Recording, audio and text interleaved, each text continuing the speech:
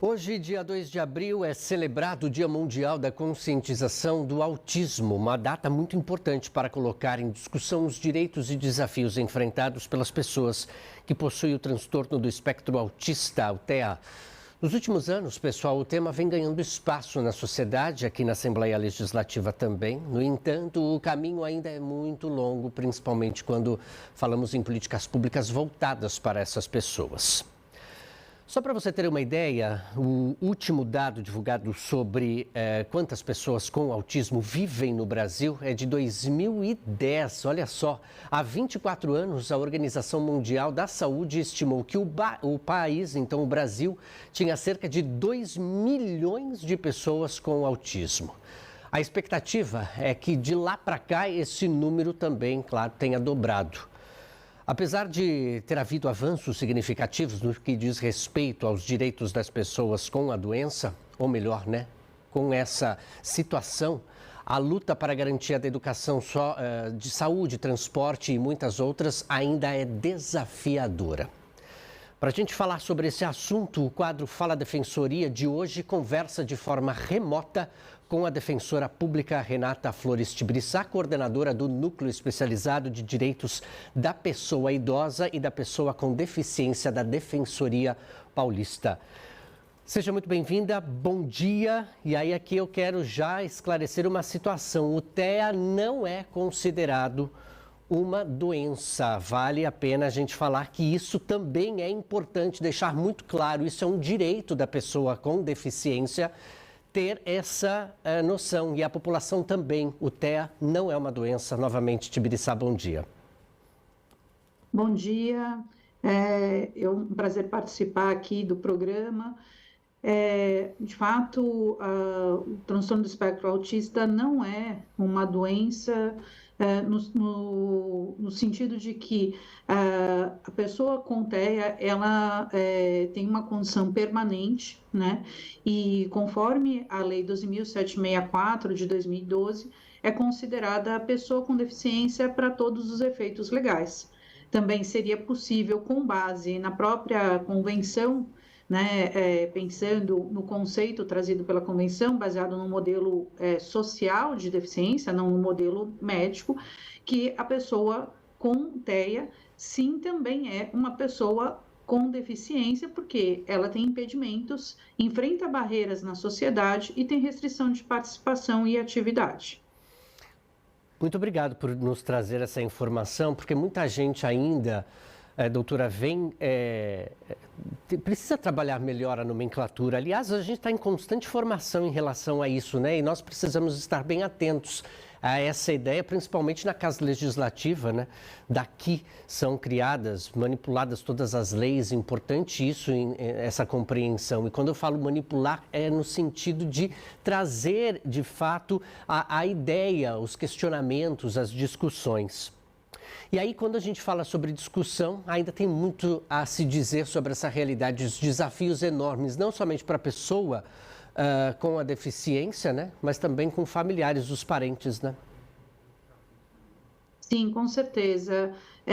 Infelizmente, apesar de a gente já ter uma política nacional sobre os direitos da pessoa com TEA desde 2012, uma política federal, e também ter uma política estadual, com uma lei estadual na LESP posterior, a gente ainda tem dificuldade na implementação de políticas públicas, Então, chegam constantemente à Defensoria reclamações relacionadas ao direito à saúde, à educação, assistência social, transporte, até questões relacionadas a lazer, esporte, outras atividades que a pessoa com TEA também tem direito, porque a gente tem que imaginar que a pessoa com TEA tem que estar inserida em todos os espaços que todo mundo está, E, infelizmente, muitas vezes ela não vê esses direitos efetivados.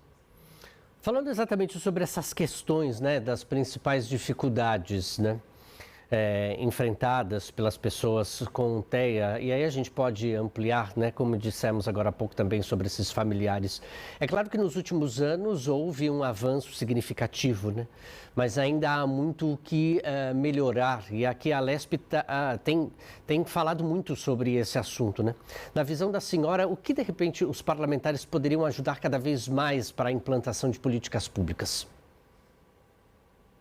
Então, como a gente comentou, né, nós temos já uma política nacional, temos uma política estadual, mas nós temos dificuldade na implementação dessas políticas, na efetivação desses direitos, né? Então, os parlamentares, eles podem contribuir, né, para fomentar junto ao poder público, né, que essas leis que hoje já existem, elas possam de fato ser implementadas, né? Como a população acaba dizendo, né?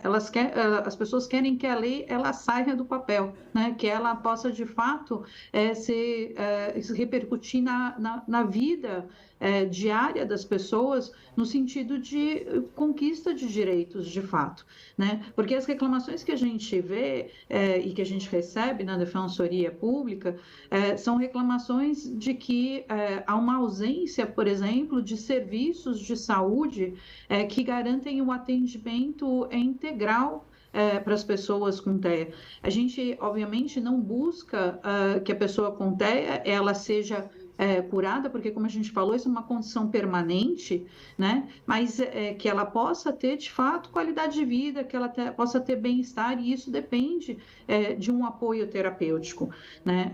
Outra questão também é nas escolas, a gente recebe muitas reclamações sobre a falta de apoios nas escolas, né? E essa falta de apoio não é só simplesmente ter um profissional de apoio dentro da sala de aula, mas sim ter, de fato, materiais adaptados, ter formas de comunicação alternativa, porque nós temos pessoas, por exemplo, com TEA que são não verbais, né? Nós precisamos também de todo um olhar por parte da escola também para enfrentar as barreiras atitudinais, né, que são barreiras das mais difíceis, porque a pessoa com TEA ela não tem características que são externas, né, e são visíveis.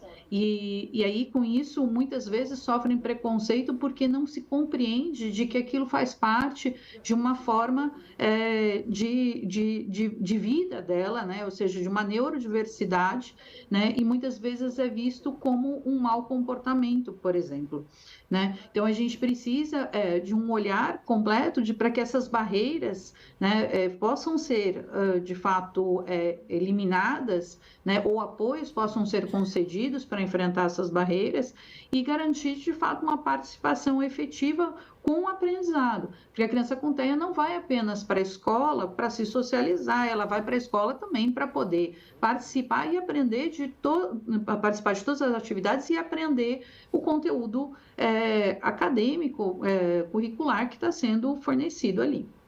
Lembrando que essas ideias que a senhora nos traz devem ser respeitadas nas escolas, tanto nas escolas particulares quanto nas escolas públicas. E aí, diante disso, né, como que a senhora vem observando isso juntamente com a Defensoria Pública aqui no nosso estado, a prática, né, dessas questões tão importantes? O que a gente se preocupa bastante, né? Existem duas questões que eu acho que são muito, muito importantes. A primeira é que não pode haver recusa de matrícula, né? A criança com TEA tem direito de participar da escola como qualquer outra criança com deficiência, tem que ter acesso à escola comum, né, que é onde vão estar todas as outras crianças, né, então não pode ter uma recusa de matrícula, isso a gente não observa acontecendo com frequência nas escolas públicas, mas a gente tem muitos relatos de situações que acontecem em escolas privadas, né, que não tem vaga, informa que aquele local não vai conseguir oferecer o atendimento adequado, né, isso são formas também de recusar essa matrícula. né? Claro que, assim, obviamente, quando não existe vaga, mas existiria para crianças que não têm deficiência, né? Mas quando se informa que é uma criança com TEA, não existiria essa vaga, né? Isso é uma forma de recusar a matrícula. A outra questão, como eu falei, que é muito importante, é a questão dos apoios, né? E para isso, a gente precisa que as escolas, elas possam avaliar esses alunos, né, traçar um plano de atendimento educacional, né, para poder, de fato, garantir que esses apoios sejam disponibilizados ao longo desse percurso escolar. Né, e também nas próprias avaliações, porque de repente é necessário uma adaptação de avaliação, é necessário de uma forma, de uma consideração a respeito do conteúdo que foi passado, né, um tempo maior, às vezes, para fazer a prova, né, e a gente tem que considerar que as crianças com TEA muitas vezes não têm só o autismo, elas têm outras comorbidades, né, associadas, e isso torna ainda mais complexo a disponibilização desses apoios.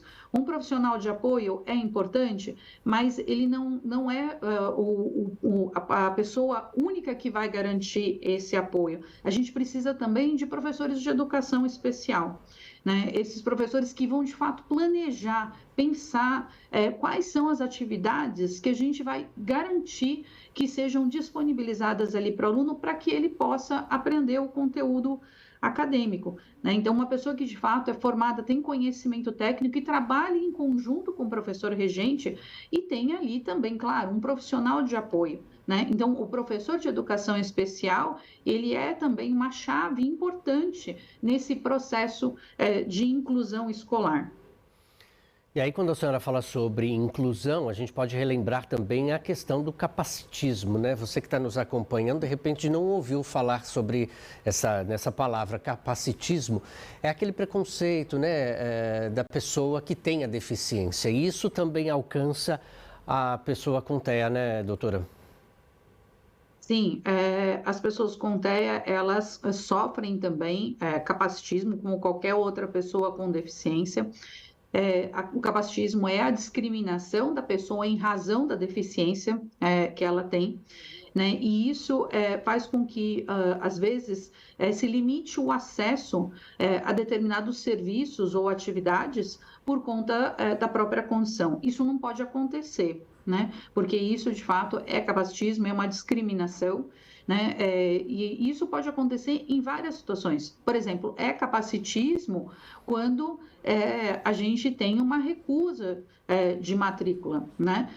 Porque todas as outras crianças estão sendo aceitas na escola e aquela criança, porque tem uma deficiência, ela é recusada, né? E isso também acontece em outros tantos espaços, né? Como no caso até, por exemplo, o plano de saúde, que não pode haver também recusa de plano de saúde para pessoas com autismo. Isso é uma discussão que está sendo feita hoje muito forte em relação a essas questões da saúde suplementar, né? As pessoas com TEA têm direito à saúde, seja a saúde pública, seja a saúde suplementar, e não podem ser excluídas desses planos de saúde em razão da sua própria condição. Como também não pode haver, pensando em adultos, né, exclusão de espaços de trabalho, né, mercado de trabalho, também nas universidades, né, porque as pessoas elas têm que ter a oportunidade de participar de todos os espaços, né? Então, também se aplica todas essas questões relacionadas ao capacitismo também às pessoas com TEA. E aí, como que a Defensoria Pública vem de fato trabalhando, né, para inserir essas pessoas com deficiência, especificamente o TEA, na sociedade? Então, a Defensoria ela já tem atuado desde antes da Lei 12.764 de 2012, né? A gente elaborou a primeira cartilha de direitos da pessoa com autismo, antes mesmo da lei, lá em 2011, e a gente realizou seminários naquela época, e a partir de então tem trabalhado muito para a efetivação dos direitos, né? A gente recebe diariamente reclamações, seja no núcleo, reclamações do ponto de vista coletivo, de violação de direito à saúde, educação, assistência social, também, porque a gente precisa, por exemplo, ter centro-dia para pessoas com TEA adultas, tem que pensar também na questão das residências inclusivas, né? Como é que ficam a situação daquelas pessoas que não tiveram acesso a todos os direitos ao longo da vida dela, né? E de repente não tem mais o apoio da família, ou de repente a família, o pai ou a mãe falecem e precisam ter um local para poder ser cuidado, morar, né, também. A gente tem trabalhado, a gente tem às vezes questões relacionadas à natação, por exemplo, né, que são relacionadas a atividades que não necessariamente, né, são na escola, mas que são importantes, né, que podem contribuir também. E a gente já recebeu, mas normalmente as questões que são trazidas para nós na Defensoria são desses direitos mais básicos, né? Saúde, educação, assistência social, transporte também. A Defensoria atuou junto com o Ministério Público para a gente garantir um transporte porta a porta, né? Que é o Atende, principalmente para aqueles que não conseguissem estar nos ônibus, né, que é dos coletivos, por conta de questões de transtorno de processamento sensorial, e esse serviço ele é disponível, né, porém ele não tem conseguido garantir o atendimento de todas as pessoas que precisam, e a gente tem recebido reclamações também em relação ao transporte, e o transporte numa cidade, por exemplo, como São Paulo, ele é essencial para poder exercer outros direitos, né? Então, a gente vem fazendo uma atuação em diversas áreas, nossas unidades também atuam com as questões individuais, né? Recebendo essas reclamações de violação de direitos e atuando para garantir a efetivação desses direitos. Nós temos trazido aqui no Estúdio Alesp sempre informações relativas ou relacionadas ao emprego, ao trabalho, né? Inclusive ontem aqui no Estúdio Alesp nós trouxemos vagas de emprego para as pessoas com deficiência num determinado município aqui do interior paulista. E isso a Defensoria Pública também vem ajudando muito, não, os cidadãos? Sim, a Defensoria Pública, ela não atua na área, a Defensoria Pública do Estado, ela não atua na área trabalhista, né? Mas a gente, às vezes, recebe questões, principalmente relacionadas a concursos públicos, né? Porque a questão do concurso público é uma questão que vai ser discutida na Justiça Estadual quando se respeito, né, a uma vaga no municipal ou estadual, né? E tem havido dificuldade, muitas vezes, no reconhecimento dessa condição nas avaliações biopsicossociais, né? Na Defensoria também, a gente, no núcleo em especial, a gente já teve estagiários com autismo, né? E que hoje são formados em direito, trabalham, um deles, inclusive, na área pública, passou num concurso público, mas também enfrentou algumas dificuldades no reconhecimento da sua condição, e a gente também recebe reclamações, às vezes, da questão da pessoa ela não ter adaptação nos espaços de trabalho ou sofrer algum certo capacitismo também nesses espaços de trabalho, né? A gente tem buscado atuar, né, para poder garantir que essas pessoas tenham de fato acesso, né, ao direito ao trabalho, mas dentro das nossas atribuições. Renata, o Estúdio Alesp tem sido assistido, então, não somente na capital paulista, na Grande São Paulo, mas por diversas cidades do interior do estado. Então, por favor, deixe um recado à população do nosso estado, que é gigante. Então, muitas pessoas podem contar com a ajuda da Defensoria Pública.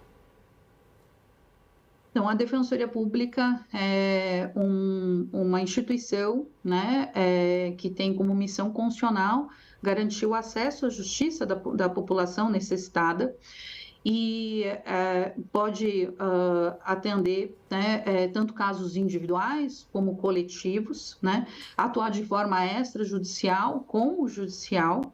E a nossa porta de entrada, ela é por meio de agendamento, né, que pode ser feito pelo 0800 773 4340.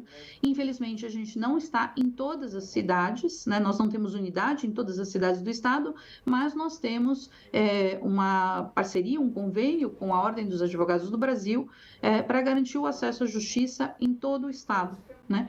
E as pessoas que necessitarem, né? Então, nos locais onde não tem defensoria, aí buscam a casa do advogado para poder ter acesso. Né? Mas nós estamos nas principais cidades do estado, né? As cidades principalmente mais populosas e algumas de muita vulnerabilidade. Né? A gente atua com questões cíveis, de família, criminais, de infância e juventude, né, buscando, de fato, garantir a efetivação dos direitos das pessoas com deficiência, das pessoas com TEA e de outros grupos também vulneráveis. Agora, me ocorreu também uma situação aqui, doutora, que acho que é uma questão importante também, no que se diz respeito às pessoas, porque o Brasil é tão gigante, né? Tantas pessoas acabam saindo de outros países, vindo morar aqui. Inclusive as pessoas que estão fora, que são de fora, né, do nosso país, né, que vieram morar aqui, podem encontrar de fato também uma ajuda. Existem muitas pessoas com deficiência com TEA que moram, que vieram de fora do país, né, estão se adaptando à realidade brasileira também. E isso acho que é importante a gente inserir também essas pessoas, né? Sim, a gente tem feito atendimento de pessoas estrangeiras, né? Já tive casos de pessoas ou que eram estrangeiras e vieram morar aqui no Brasil, e a gente realizou atendimento somente vindas da América Latina. E tem também pessoas que às vezes foram morar no exterior e retornam para o Brasil, né? E também necessitam de atendimento jurídico. Eu esqueci de dar uma informação que, além do telefone, a gente ainda tem também o site da Defensoria, porque a gente faz atendimento, pode ser presencial ou pode ser remoto. Né? Então, a pessoa não precisa nem sair da sua casa para poder fazer o atendimento, e aí agenda pelo site da Defensoria, que é o www.defensoria.sp.def.br. Perfeito. Muito bem, pessoal. A gente conversou então com Renata Flores Tibiriçá, coordenadora do Núcleo Especializado de Direitos da Pessoa Idosa e da Pessoa com Deficiência da Defensoria Paulista. Renata, muito obrigado por esse bate-papo, né, pelas informações que você nos trouxe. Coragem e vamos lutar então pelos direitos dessas pessoas. Obrigada e um bom dia para todos e todas. Um abraço para você, bom dia, tchau, tchau, até a próxima.